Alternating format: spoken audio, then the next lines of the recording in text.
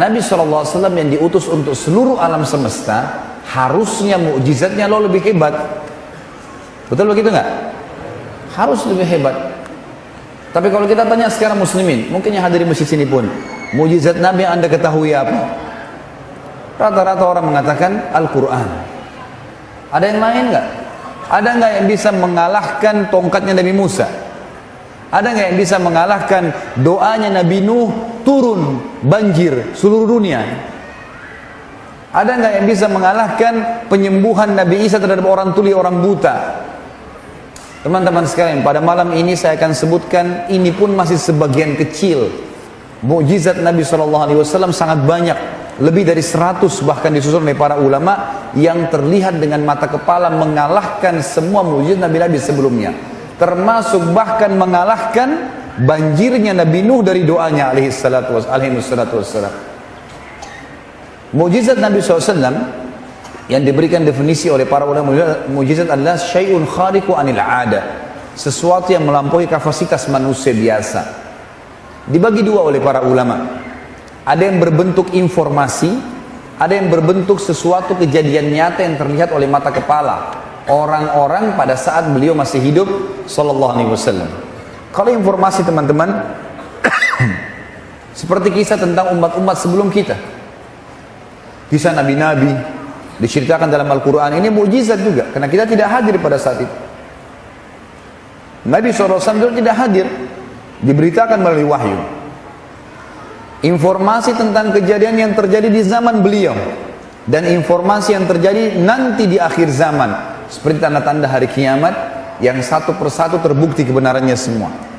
Ini dalam bentuk informasi. Nanti akan saya berikan contohnya tentunya. Yang kedua teman-teman, sesuatu yang kelihatan dengan mata kepala, seperti pembelahan bulan dengan jari telunjuk beliau sallallahu alaihi wasallam yang mulia. Kemudian menurunkan hujan dan membubarkan awan sehingga hujannya berhenti. Penyembuhan penyakit yang mustahil sembuh di mata manusia. Dan segala macam hal yang akan kita paparkan nanti, yang akan kita buktikan ternyata memang mukjizat baginda Nabi SAW di atas mukjizat para nabi-nabi sebelumnya, sebagaimana beliau pemimpin para nabi-nabi dan rasul. Dan beliau mengatakan dalam sebuah hadis sahih, surga diharamkan untuk nabi-nabi sebelumku, sebelum aku masuk, dan diharamkan untuk umat-umat sebelum umatku masuk. Ini sebuah karunia yang luar biasa. Baik teman-teman sekalian, kita akan masuk sekarang ke informasi. Contoh, sebenarnya sudah cukup tadi saya bilang, informasi umat sebelum kita, informasi yang terjadi zaman Nabi SAW, informasi yang akan datang. Kita sudah bisa pahami kurang lebih seperti itulah. Tapi ada riwayat Bukhari yang ingin saya kritik di sini, tanda kutip, bukan dikritik ya, dikritik supaya antum bisa faham. Karena riwayat seperti ini kadang-kadang tidak dibaca oleh sebagian orang, kadang-kadang mungkin dilewatin begitu saja hadisnya. Tapi ini adalah mukjizat Nabi SAW. Misal contoh, kisah tentang informasi apa yang akan terjadi nanti, tapi di zaman Nabi SAW, dan terjadi langsung. Kisah disebutkan dalam Bukhari tentang persahabatan dua orang, satu muslim, satu kafir. Yang muslim ini sahabat Nabi yang mulia, Sa'ad bin Mu'adz radhiyallahu anhu. Sa'ad bin Mu'adz terkenal sekali dengan keimanannya. Sa'ad bin Mu'adz ini yang pada saat meninggal arsy-Nya Allah goncang. Semua disebutkan dalam hadis Bukhari. Pimpinan orang-orang Ansar. Sa'ad bin Mu'adz teman-teman bersahabat dekat dengan Umayyah bin Khalaf. Umayyah bin Khalaf pimpinan Quraisy. Orang yang sangat kufur kepada Allah dan Rasulnya. Teman-teman sekalian, dua orang ini bersahabat dari sebelum Islam. Setelah datang Islam, Sa'ad bin Mu'adz masuk Islam, Umayyah tidak masuk Islam, tapi persahabatan masih berjalan. Waktu seluruh muslimin sudah diusir dari Mekah, tidak ada lagi tertinggal umat Islam pada saat itu, kecuali orang-orang yang baru mau masuk Islam. Maka yang terjadi teman-teman sekalian, Sa'ad bin Mu'adz mengadakan perjalanan perniagaan, kemudian melewati Mekah. Di pinggir gerbang Mekah, dia mengirim surat kepada Umayyah bin Khalaf di dalam, "Hai Umayyah, saya kebetulan lewat Mekah dan saya ingin menjadi tamu untuk di rumahmu. Apa kau menerimaku? Kau berikan jaminan?" Kata Umayyah, "Tentu saja." Dikirimlah surat, dikirimlah beberapa pasukannya. Umayyah ini punya 300 personel perang yang sering dipakai oleh Quraisy. Dia pimpinan. Setelah Abu Jahal, Umayyah bin Khalaf ini pimpinan Mekah. Kalau Abu Jahal itu adalah rajanya Mekah, maka Umayyah ini kayak wakil gitu. Yang terjadi teman-teman sekalian, disambutlah Sa'ad bin Mu'adz, kemudian masuk Mekah, tidak ada yang berani ganggu karena ini tokoh Mekah yang menjaminnya. Pada saat tiba di rumah kata Sa'ad, wahai Umayyah, saya ingin tawaf di Ka'bah, tapi saya tidak ingin tawaf sementara ada orang-orang kamu. Orang tawaf telanjang, orang bersiul, orang tepuk tangan, tawaf kemusyrikan. Saya ingin tahu tidak ada orang. Kata Umayyah, baiklah, nanti kalau malam hari sudah kosong saya akan panggil kamu. Umayyah pergilah, duduk sama teman-teman di Darun Nadwa. Setelah kosong Mekah, Ka'bah, saya masukkan Ka'bah adalah, kalau kayak sekarang habis Isya, sudah kosong kalau di zaman dulu. Sekarang kan 24 jam, Masya Allah orang tawaf. Zaman dulu tidak. Maka yang terjadi setelah kosong, Umayyah pulang ke rumah, panggil Sa'ad. Hai Sa'ad, kalau sudah kosong Ka'bah, mau tawaf saya temani. Begitu masuk di lingkaran tawaf, baru mau tawaf, tiba-tiba Abu Jahal datang. Tahu Abu Jahalnya? Fir'aunnya umat ini. Nabi SAW mengatakan Abu Jahal Fir'aunnya umat ini. Abu Jahal ini teman-teman julukannya dia di Mekah Abu Hakam. Abul Hakam. Hakam itu maksudnya bijaksana. Cerdas sekali orangnya. Sampai diangkat menjadi raja. Tapi kenapa Nabi kasih julukan Abu Jahal? Ini orang super goblok. Ya. Kenapa dikasih julukan seperti itu? Ada kisahnya. Abu Jahal ini setiap hari dia sama Abu Sufyan, sama satu lagi temannya, 3 orang ini selalu dengar Al-Quran di rumah Nabi diam-diam. Kalau malam hari, mereka pas sudah tiba waktu subuh, mereka pulang, ketemu 3 orang ini. Lalu saling bertanya, kenapa? Ngapain kau di sini? Habis dengar ayatnya, ayat Quran yang dibaca Muhammad. Semua ngaku sama. Janjian, besok jangan diulangi lagi ya. Kalau orang-orang Mekah tahu, nanti mereka akan masuk Islam nih. Sepakat. Besok malam 3-3-nya ulangi lagi. Karena berpikir temannya tidak akan kembali. Saking penasarannya dengan Al-Quran. Subuh ketemu lagi, janjian lagi nggak ulangi. Hari ketiga terulang hal yang sama. Waktu sudah hari ketiga, maka salah seorang dari mereka berkata, sungguh kita ini bukan anak kecil. Ini kepala suku semua. Nggak mungkin kita datang mendengar kecuali sesuatu. Lalu dia tanya kepada Abu Sufyan, bagaimana pendapatmu hai Abu Sufyan? Dia bilang yang Muhammad baca, semuanya memiliki makna dan hikmah. Ada yang saya ngerti, ada yang saya tidak mengerti. Tapi kayaknya benar. Orang ini bilang juga, ya saya juga berkeyakinan begitu. Ayo kita tanya Abu Hakam. Abu Jahal waktu itu kebetulan pimpinan Mekah. Didatangilah. Begitu datang ke rumahnya, mereka tanya, wahai Abu Hakam, kita bukan anak kecil, pimpinan suku. 3 hari betul-betul kita janjian. Aib bagi orang-orang suku Quraisy waktu itu kalau janji kemudian ingkari janji. Kita sudah ingkari 3 hari. Semua itu karena kita penasaran dengan apa yang dibaca oleh Muhammad. Kalau begitu, bagaimana pendapatmu tentang agamanya? Kata Abu Jahal kalimat yang luar biasa. Dia tundukkan kepalanya, lalu dia angkat kepalanya, lalu dia mengatakan apa? Saya tahu apa yang diucapkan oleh Muhammad benar. Benar. Kata Abu Sufyan, lalu kenapa kau tidak beriman? Kau raja kami, kalau kau beriman, kami semua beriman. Apa kata Abu Jahal? Ini teman-teman bahaya sekali. Fanatisme terhadap suku, terhadap harta, jabatan, bisa menggelapkan matanya orang. Itulah terjadi pada Abu Jahal. Dia mengatakan apa? Sesungguhnya dari dulu sukunya Muhammad dengan sukuku bersaing. Kalau mereka memberikan makan minum jemaah haji, kami juga memberikan makan dan minum jemaah haji. Kalau sukunya membela Mekah, sukuku juga membela Mekah. Sehari mereka, sehari kami. Maksudnya sama-sama bersaing nih. Sekarang di sukunya Muhammad keluar nabi, sukuku nggak ada nabinya. Kalau saya beriman pada Muhammad berarti sukuku kalah. Demi Allah saya tidak mau beriman selamanya. Maka gara-gara kejadian itu kata Nabi SAW, gelarkan dia Abu Jahal. Dan dia pimpinan dan dia Fir'aunnya umat ini. Kalau zaman Nabi Musa AS ada Fir'aun, maka ini Fir'aunnya umat ini. Abu Jahal teman-teman, Abu Jahal pada saat itu menemui Sa'ad bin Mu'adz. Kita kembali ke kisah kita dengan Umayyah bin Khalaf yang baru mau tawaf. Abu Jahal lalu tanya, waktu itu dia Raja Mekah, wahai Umayyah, siapa di sebelahmu ini? Kata Umayyah, ini Sa'ad bin Mu'adz, pimpinan suku Madinah. Abu Jahal waktu dengar langsung dia bilang, wahai Sa'ad, berani benar kau injakkan kakimu di Mekah, sementara kau tahu permusuhan kami dengan muslimin. Demi Allah kau tidak akan keluar dari Mekah selamat. Sa'ad bin Mu'adz adalah kepala suku, terkenal pemberani, dan beliau mati syahid pada saat terjadi perang Ahzab, dan beliau lah yang mengambil keputusan 700 pasukan perangnya Quraidah dibunuh semuanya. Pemberani yang luar biasa Sa'ad. Kata Sa'ad, wahai Abu Jahal, kau tidak akan bisa menyentuhku karena aku akan melawan. Kau mati atau aku mati. Kalaupun kau berhasil membunuhku, maka sukuku tidak akan membiarkanmu. Sukunya namanya Aus di Madinah. Karena Ansar dulu ada Aus dan Khazraj. Suku Aus. Sukuku Aus tidak akan membiarkanmu. Maka kata Abu Jahal, enggak masalah. Pokoknya saya tidak akan peduli. Saya tidak akan membiarkan kau keluar. Umayyah bin Khalaf bingung. Di depannya ada Sa'ad bin Mu'adz, sahabatnya tapi muslim. Di sebelahnya juga ada sahabatnya Abu Jahal, tapi kafir. Tiba-tiba dalam riwayat Bukhari dikatakan jiwanya condong kepada Abu Jahal. Dia mengatakan, wahai Sa'ad, jangan kau angkat suaramu di depan Abu Hakam, karena dia pemimpin lembah ini. Dia raja kami. Sa'ad merasa tersinggung.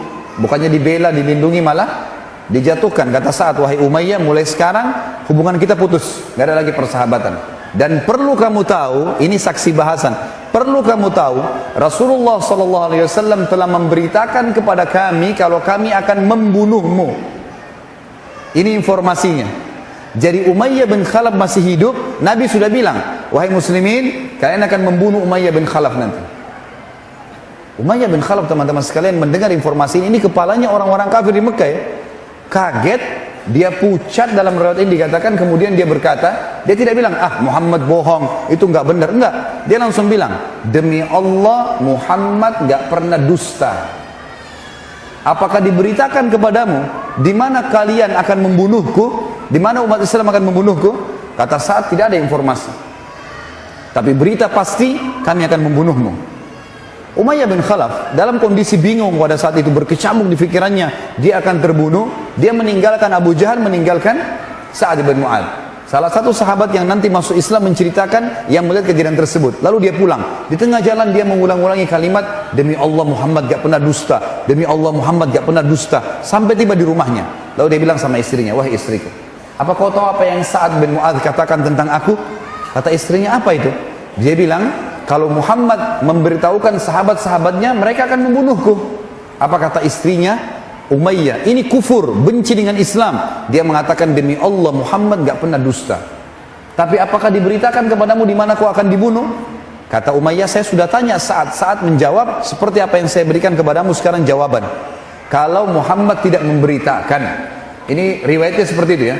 Tentu kita setiap membaca nama Nabi SAW, kita membacakan salawat kepada beliau. Tapi ini perkataan Umayyah bin Khalaf. Tapi saya janji kepadamu, hai istriku, saya tidak akan keluar dari Mekah. Ringkas cerita, 3 bulan setelah kejadian tersebut, teman-teman sekalian, terjadilah kasus perang Badr. Tahun 2 Hijriah di bulan Ramadan. Sebabnya adalah seluruh harta muslimin yang hijrah ke Madinah, seperti Abdurrahman bin Auf, Abu Bakar, Umar, banyak sahabat yang punya harta di Mekah, itu dirampas sama orang Quraisy karena mereka hijrah dengan pakaian di badan, rumahnya, dagangannya, semua tidak dibawa, diambil oleh Quraisy. Dan yang memperebutkan itu adalah kepala-kepala suku Quraisy, diantaranya Abu Jahal, Umayyah bin Khalaf, dan Abu Sufyan. 3 orang ini memperebutkan harta itu, gitu kan? Ringkas cerita teman-teman sekalian, harta-harta muslimin ini diambil, lalu dibawa ke negeri Syam, dijadikan sebagai duit, beli dagangan, kemudian dijadikan sebagai harta mereka bertiga. Waktu kafilah itu lewat dari negeri Syam menuju ke Mekah, melewati Madinah, Nabi SAW dengar, Nabi kumpulin orang-orang muhajirin dari Mekah, dan orang Ansar boleh siapa saja ikut. Silakan, kita akan menghadang kafilah Abu Sufyan untuk mengambil haknya muslimin. Maka keluarlah bersama Nabi SAW 313 orang, 314 bersama Nabi SAW. Sampai tiba di wilayah Badr. Ada sebuah gunung yang besar, sisi yang lebih dekat Madinah namanya Udwatid Dunya. Dalam Al-Quran dikatakan, idh antum bil udwatid dunya. Ingatlah ketika kalian wahai pasukan muslimin berada di Udwatid Dunya, sisi gunung yang lebih dekat kepada Madinah. Dan orang-orang kafir Quraisy, Abu Sufyan waktu dengar ternyata Nabi SAW keluar dari Madinah, mengirim surat ke Mekah kepada Abu Jahal, cepat kirim pasukan ke kita karena Muhammad sudah keluar dengan pasukannya. Keluar 1000 orang pasukan pada saat itu. Awalnya cuma 700 orang saja. Nanti akan saya kembali ke kisah itu. Tapi yang jelas ringkasnya, pasukan Quraisy berada di sisi gunung yang lain namanya Udwatil Quswa dalam Al-Quran. Dan 2 pasukan ini tidak saling janjian. Sementara kafilah Quraisy sudah selamat, Abu Sufyan sudah selamat. Yang saya ingin tidak beratkan saksi bahasan kita, pada saat pasukan Quraisy dimotivasi oleh Abu Jahal untuk keluar Maka semua anak-anak muda Quraisy, pasukan Quraisy berkumpul kecuali 300 orang. Mereka itu adalah sukunya Umayyah bin Khalaf. Umayyah bin Khalaf duduk depan Ka'bah. Sukunya, pasukannya duduk, nggak ada yang mau ikut perang. Abu Jahal lagi motivasi orang, ayo ikut, terkumpul 700 orang. Begitu lewat depan Ka'bah, dilihat Umayyah. Umayyah duduk sama pasukannya. Kata Abu Jahal, wahai Umayyah, kenapa kau nggak bergerak? Muhammad mau rampas harta kita. Kata Umayyah apa? Wahai Abu Hakam, apa kau sudah lupa apa yang dikatakan Sa'ad bin Mu'adz 3 bulan lalu? Kalau Muhammad menginformasikan sahabatnya akan membunuhku. Abu Jahal sudah lupa kisah itu. Lalu dia bilang, masa kau percaya? Dusta itu, jangan. Kata Umayyah, demi Allah saya nggak mau keluar. Muhammad nggak pernah dusta. Abu Jahal licik, dia pulang ke rumahnya. Dalam riwayatnya dikatakan, lalu dia mengambil dedupaan, ya, wewangian yang khas wanita. Jadi di Mekah dulu itu kalau dicium bau itu harus wanita, bukan laki-laki. Kalau laki-laki pakai berarti ini tanda tanya. Dianggap banci. Dia bakar, Abu Jahal bakar punya istrinya di tempat pembakaran dupanya, kemudian dia bawa ke dekat Ka'bah. Lalu dia bilang kepada Umayyah, ya Umayyah tatayyab. Wahai Umayyah pakai ini.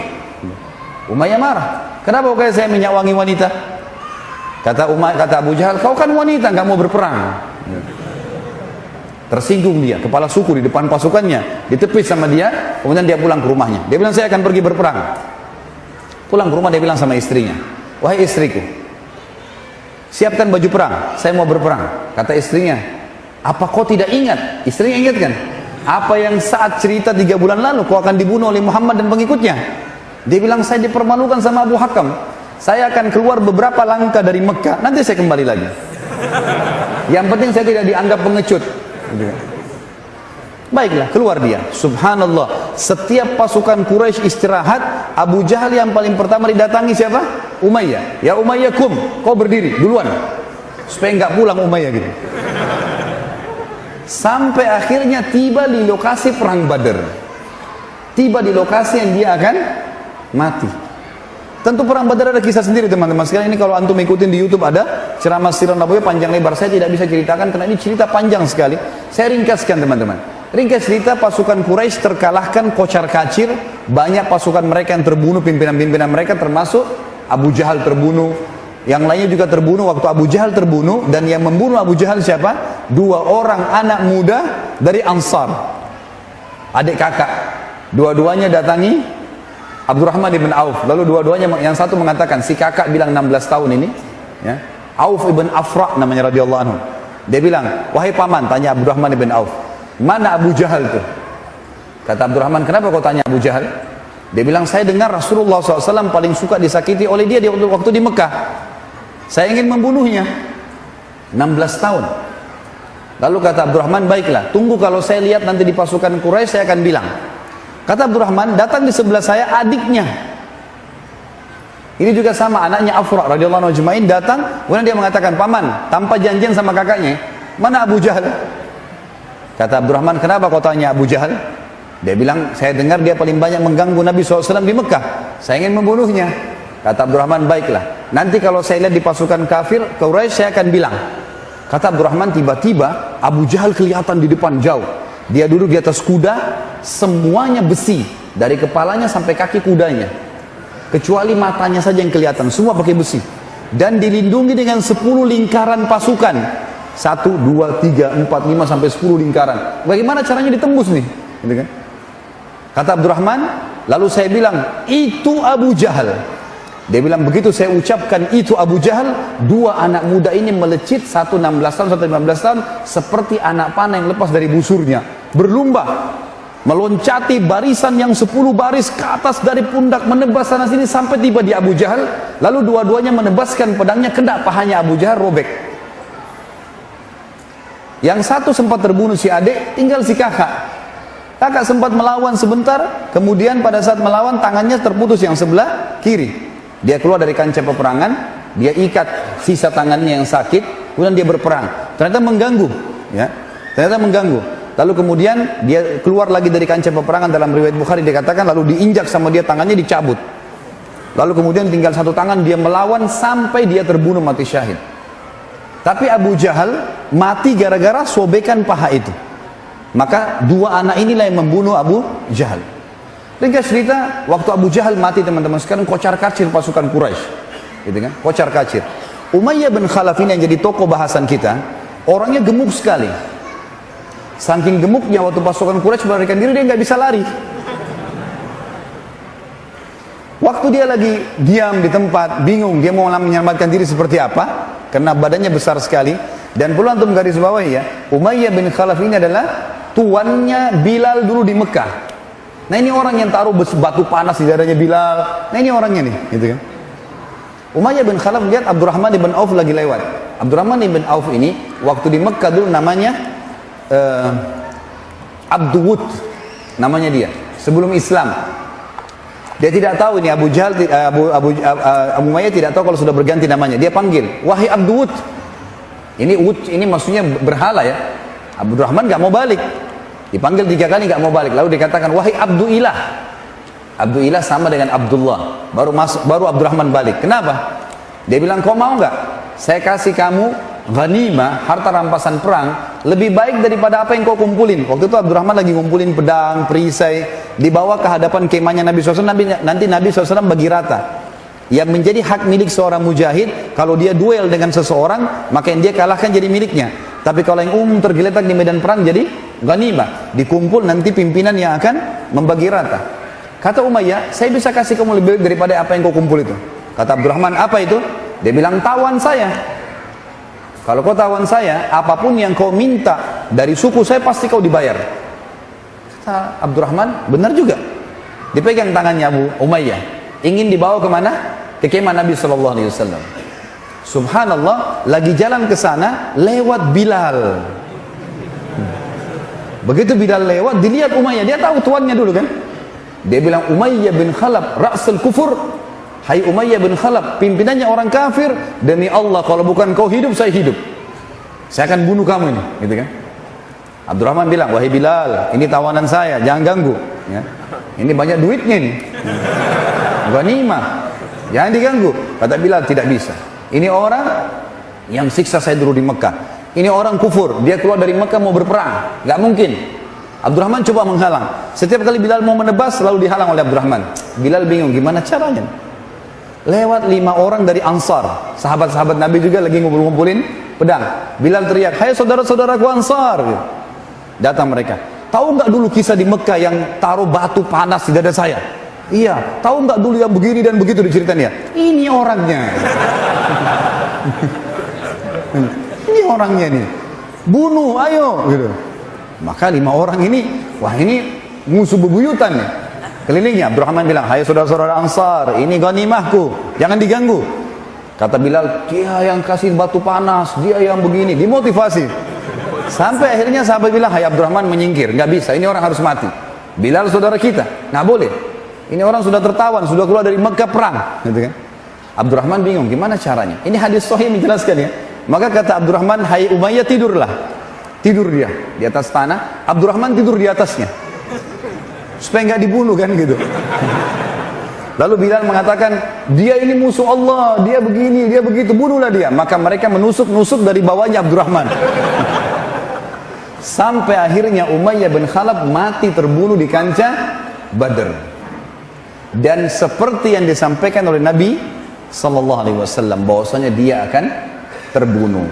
Nah ini kisah tentang apa teman-teman sekalian? Kisah tentang informasi yang akan terjadi di zaman beliau, tapi terjadi.